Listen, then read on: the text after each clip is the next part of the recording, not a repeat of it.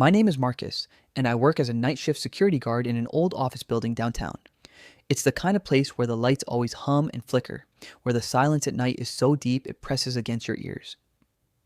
Usually, my job is boring. I sit behind a monitor, drink cheap coffee, and do rounds every few hours through empty hallways. Nothing ever happens. Until last night. It started with the cameras. At 2:17 a.m., I noticed one of the hallway feeds, Section C near the old archive room, flicker, then go black for a moment.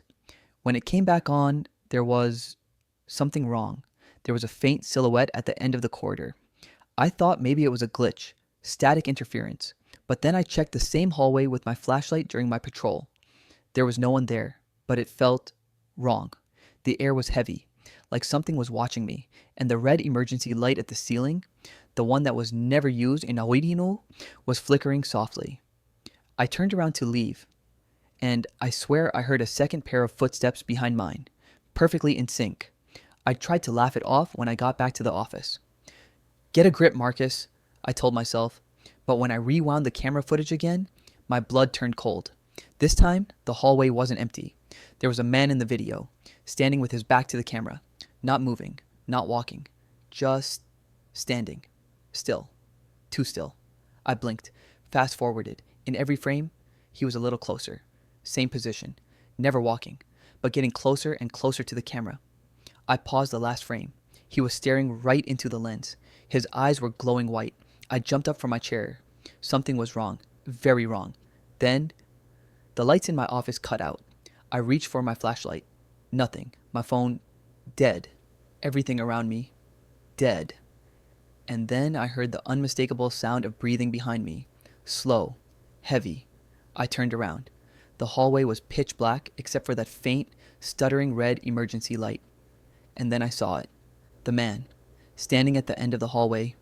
Only now, I could see more of him. His face was featureless, pale and twisted like melted wax, and his eyes glowed red, not white, red, and they were getting closer. He wasn't walking, but he was still getting closer. I stepped back. 1 step. 2. My foot hit the corner of the desk and I stumbled, catching myself just before I fell. The man, no, the thing in the hallway, was now halfway closer. I still hadn't seen it move.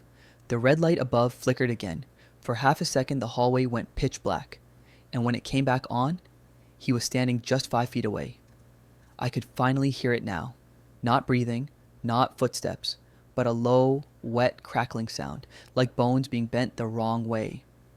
I opened my mouth to scream, but no sound came out. His hand, pale, deformed, too long, reached forward, but it didn't touch me. Instead, he raised one crooked finger to his lips. Shh. Then, he turned around and began to walk backwards into the darkness. Not step by step. He glided, silent and unnatural, until the hallway swallowed him whole. I was frozen. My body refused to move. My mind couldn't make sense of what I'd just seen. Then the office lights came back on. Everything looked normal. The red hallway light stopped flickering. No shadow, no breathing, no sound.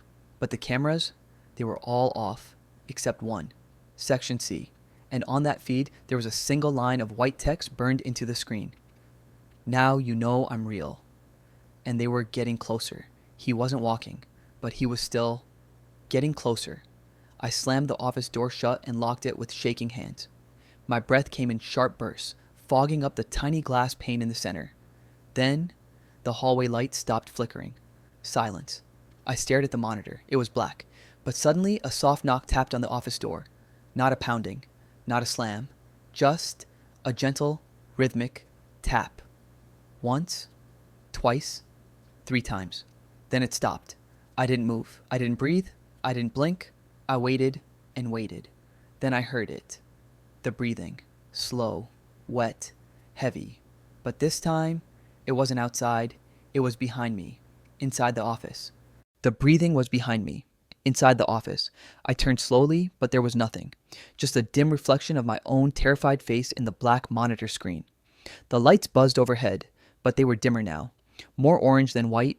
Everything felt slower, heavier, like the building itself was breathing. Then I noticed something wrong with the monitor. It wasn't showing camera feeds anymore. It was showing me from behind, like a live video. I watched, horrified, as a tall, shadowy shape appeared in the frame. It was standing inches behind me. I couldn't feel it, couldn't hear it, but it was there, staring directly into the back of my head. My body wouldn't move. Then the screen glitched, flickered into static, then snapped back. Only now the room was empty. I was gone from the feed. So was the thing. The screen displayed a new message. Step outside. I stared at the monitor. Step outside. The words blinked twice, then vanished. Silence filled the office again. But it wasn't peaceful. It was the kind of silence that's watching you. I moved toward the door. I didn't want to. Every instinct screamed to stay inside, to lock it, to wait for daylight. But my hand reached for the handle anyway, as if something else was controlling me. I opened the door just an inch. Nothing. No breathing, no flickering lights, just the hallway, stretched out like a throat waiting to swallow. I stepped out, and the light above me instantly went out. Only the red emergency light at the far end stayed on, the one near the archive room, the one I had seen on the camera with the figure. The hallway suddenly felt longer than before, the air colder. Then I saw it, the shape, far at the end, standing sideways, head tilted upward, arms twitching unnaturally at its sides, like they didn't know how to rest. It hadn't seen me yet, or maybe it had, and was pretending not to. The shape didn't move. It just stood there, bathed in the distant red glow, twitching like a marionette held by invisible strings. I stepped forward. 1 step. The air felt thicker, like I was walking into water. 2 steps. The light behind me buzzed once, then died completely. Only the red light remained. My eyes adjusted slowly. I could see more details now. Its skin looked torn, like old wallpaper peeling off the wall. Its chest rose and fell, too fast, as if hyperventilating. And then, in one violent, sudden motion, it snapped its head to face me. I froze. It was still far away, but its face, God. Its face had no mouth, just stretched skin where lips should be, and its eyes, now white again, glowing like headlights. It took 1 step toward me. Not a glide this time, a step. Real, deliberate, like it had made a decision. I wanted to run. My legs wouldn't move. Then the red light at the end of the hallway burst, raining sparks, and everything went dark again. For just a second. When it came back on, the figure was halfway down the hall. The figure was now halfway down the hall. I blinked just once. When my eyes opened, he was 10 steps closer. I still hadn't seen him move. The red light above flickered once more, casting long shadows across the walls, turning them into twisting, clawed shapes. Then the light popped. Darkness again.